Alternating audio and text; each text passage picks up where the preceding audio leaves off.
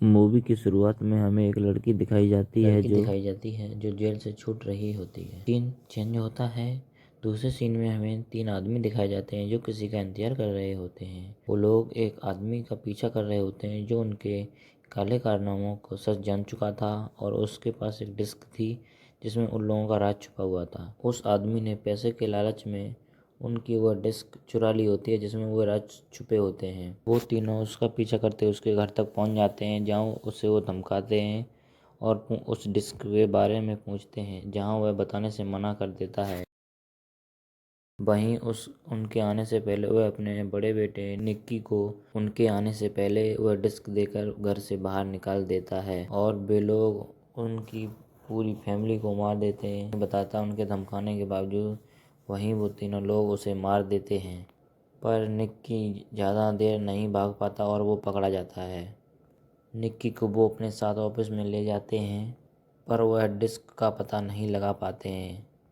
वहीं हमें मूवी के शुरू में दिखाई गई लड़की जो उन्हीं के एक मेंबर होती है वो उसी ऑफिस में आ जाती है जहां हमें पता चलता है कि वो जिसके लिए 3 साल जेल काट कर आई उसने उसे धोखा दिया है।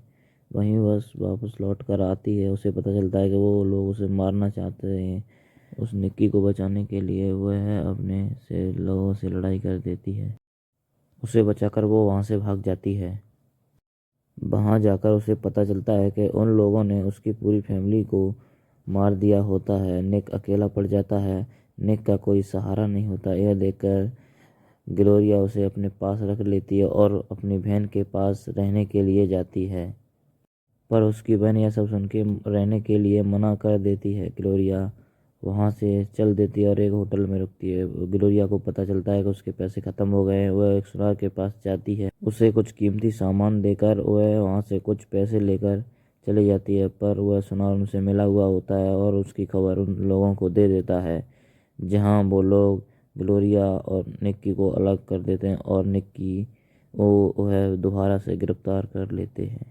वह निक्की को फिर से पकड़ लेते हैं। निक्की उसकी बहुत तलाश करती है पर निक्की कहीं नहीं मिलता। तभी वह एक सीनियर मेंबर के पास जाती है जो उसी ग्रुप का हिस्सा था। ग्लोरिया बहुत परेशान हो चुकी थी, तभी वह उससे डिस्क देने की बात करती है और उस निक्की को अपने पास लाने के लिए उन लोगों को मना लेती है।